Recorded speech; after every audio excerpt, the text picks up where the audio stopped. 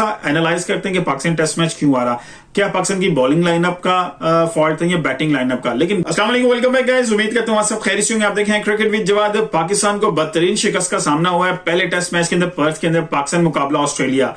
जी हाँ, लोगों को तारीखी फतह जो है वो हासिल करनी होती है, लेकिन पाकिस्तान कंटिन्यूसली तारीखी जो है शिकस्त का सामना कर रहा है। और इट वाज एक्सपेक्टेड, क्योंकि नई टीम थी और ऐसा लग नहीं रहा था कि पाकिस्तान टीम जो है वो बहुत ज्यादा कोई मुकाबला कर सकेगी ऑस्ट्रेलियन टीम का, और ऐसा ही नजर आया। और जब भी कोई टीम, लेकिन एक चीज बड़ी खासी है कि जब भी कोई टीम एशियन जो है, खासतौर पर जब ऑस्ट्रेलिया का दौरा करती है, तो उनको जो है इसी तरह के शिकस्त या ऐसे हालात का ही सामना करना पड़ता है। लेकिन सिर्फ इंडियन टीम है जो आपको कुछ बेहतर पोजीशन में नजर आती है जब ऑस्ट्रेलिया का दौरा करते हैं। क्यों? क्योंकि उनका डोमेस्टिक स्ट्रक्चर बहुत ज्यादा मजबूत है, उन्होंने अपनी क्रिकेट को बहुत ज्यादा इंप्रूव कर लिया है। और बाकी जो बोर्ड है या बाकी जो कंट्रीज हैं, उन्होंने अभी तक अपनी क्रिकेट को इंप्रूव नहीं किया, उस तरह का स्ट्रक्चर डेवलप नहीं किया। पाकिस्तान का पिछले कई अरसे से जो पाकिस्तान में क्रिकेट नहीं, उससे बहुत ज्यादा नुकसान हुआ है। अब जो डोमेस्टिक स्ट्रक्चर है वो भी उतना इंप्रूव नहीं है, आपके पास टीम्स बहुत ज्यादा हैं, प्लेयर्स की क्वालिटी कम है। अब जो प्लेयर्स आपने सिलेक्ट करके ऑस्ट्रेलिया भेजे हैं और जो तैयारी करके भेजी है, लेकिन वो हमें नजर आ रहा है कि इट वाज एक्सपेक्टेड कि पाकिस्तान ऐसा परफॉर्म ही करेगी, लेकिन ये बहुत ज्यादा बुरा परफॉर्म भी है, क्योंकि पाकिस्तान 360 रन के एक बड़े मार्जिन से यह टेस्ट मैच हारा है।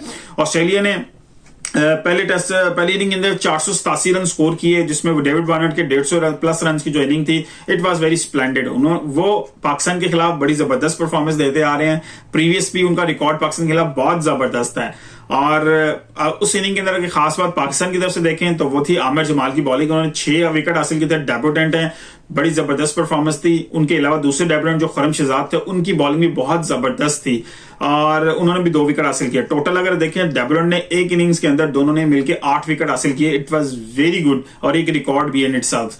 और बाकी शहीनशाह अफरीदी बहुत ही एवरेज नजर आए।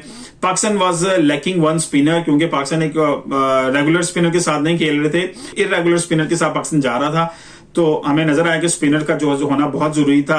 फास्ट ट्रैक भी हो बॉलिंग का, लेकिन आपको एक स्पिनर रेगुलर जरूर होना चाहिए। ऑस्ट्रेलिया वाज प्लेइंग विद जो है नथिन लायन, जिन्होंने आज जो है अपनी 500 विकेट हासिल कर ली हैं और इस क्लब के अंदर शामिल हो गए हैं जो 500 विकेट हासिल करने वाले हैं। उसके बाद डेल वीडियो में सेपरेट बनाऊंगा कि कितने प्लेयर्स ने अभी तक 800 विकेट हासिल किए हैं, उनमें स्पिनर्स कितने हैं, उनमें फास्ट बॉलर्स कितने हैं और किस किस मुल्क से उनका ताल्लुक है। खैर, अभी पाकिस्तान ने उस इनिंग के बाद जो पाकिस्तान की पहली इनिंग थी, 271 रन पाकिस्तान बना सका और सिर्फ उसमें जो है इमामुल हक ने कुछ रेजिस्टेंस शो की। उसके अलावा कोई ऐसा प्लेयर खास हमें नजर नहीं आया खेलता हुआ इनिंग्स के अंदर, कोई अच्छी परफॉर्मेंस देता हुआ।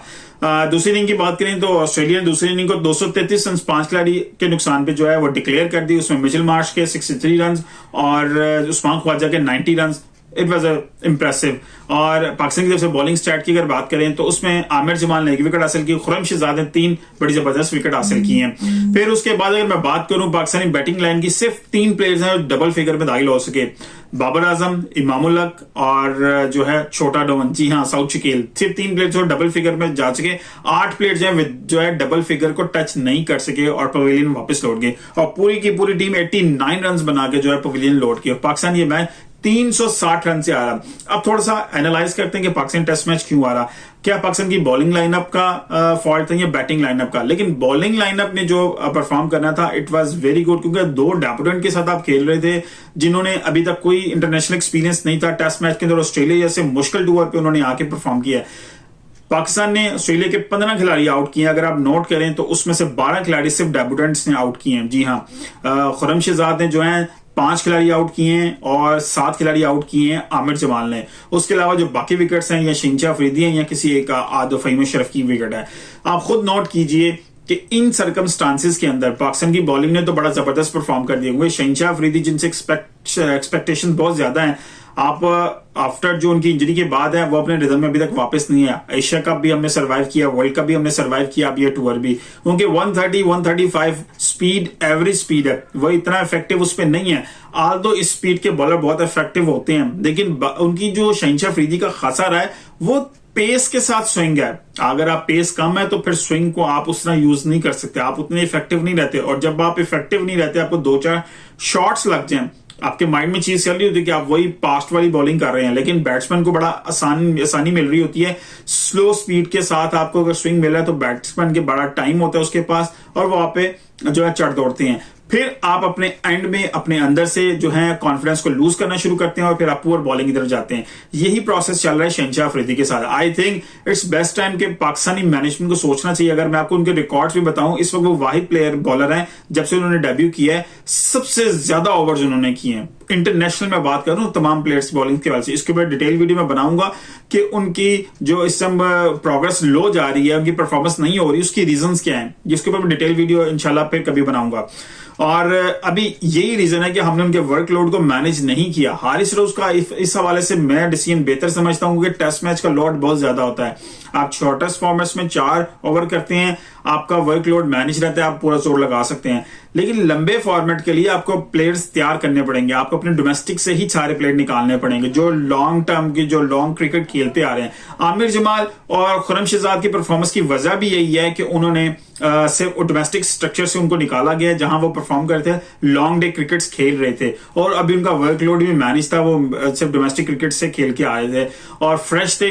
उन्होंने जान मारी, नए थे, उन्होंने पूरी जान मारी, बड़ी जबरदस्त परफॉर्मेंस की, आल्दो कि उनके पास कोई इंटरनेशनल एक्सपीरियंस नहीं था। तो all credit goes to the बहुत डेब्यूटेंट्स के उन्होंने बहुत जबरदस्त परफॉर्मेंस दी है बॉलिंग के अंदर। अब बैटिंग की तरफ आते हैं। बैटिंग में एक्सपीरियंस हमारे पास मौजूद जरूर है लेकिन वो भी बहुत ज्यादा वास्ट एक्सपीरियंस नहीं है। 3 दफा ही आई थिंक बाबर आजम खेले ऑस्ट्रेलिया के खिलाफ और शायद 3 दफा इमामुल हक हैं, नए कप्तान है शान मसूद, वो भी 2 से 3 दफा शायद खेले ऑस्ट्रेलिया के खिलाफ। तो हमारे पास इतनी कोई डेप्थ भी मौजूद नहीं थी, यंग सारी टीम थी, बहुत ज्यादा एक्सपीरियंस नहीं है और यंग मैनेजमेंट भी सारी यंग है। आप अगर मोहम्मद हफीज की बात करें, अपने रोल के मुताबिक उनको पहली दफा सा रोल मिला है, एक्सपीरियंस उसके पास मौजूद नहीं है।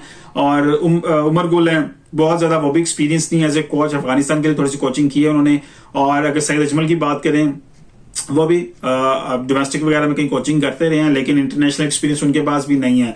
और अगर हम चीफ सेलेक्टर की बात करें, वो भी पहली दफा लगे हैं वहां पे, आज उनके पास भी कोई एक्सपीरियंस नहीं है। लेकिन आल्दो टीम आपके पास यही थी, पूल आपके पास यही था। जब तक आप बहुत अच्छा डोमेस्टिक स्ट्रक्चर नहीं बनाएंगे तब तक पाकिस्तान परफॉर्म ऐसा ही करता रहेगा।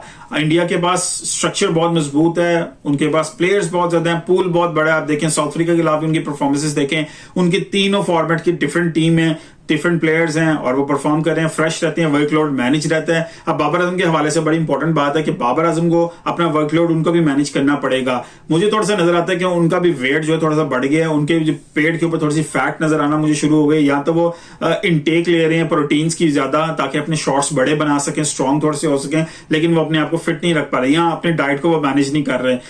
पाकिस्तान टीम के सिलेक्शन के ऊपर अभी तक मुझे नहीं याद, काफी अरसे से जो है कोई फिटनेस का जो टेस्ट नहीं हुआ, उनका कोई अप्रूव्ड टेस्ट नहीं है, सब ओवरवेट नजर आते हैं और प्लेयर की फिटनेस का किसी को भी अभी तक जो है ना पता नहीं है कि कौन प्लेयर कितना फिट है। तो फिर अगर आपको फिटनेस ही नहीं पता तो प्लेयर कैसे परफॉर्म करेगा? ऐसी ही परफॉर्मेंस आपको कंटिन्यूस देखने को मिलेंगी अगर फिटनेस लेवल जो है हम नहीं गेज करेंगे, फिटनेस के ऊपर प्लेयर्स को नहीं जो है टीम में जगह देंगे। ये परफॉर्मेंस ऑस्ट्रेलिया के अंदर आप अगले 2 टेस्ट में भी शायद आपको ऐसे ही देखने को मिले। लेकिन दुख की बात यह है कि हमें बाबर आजम का डिक्लाइन देखने को मिल रहा है और शायद उनकी वजह वो खुद हैं।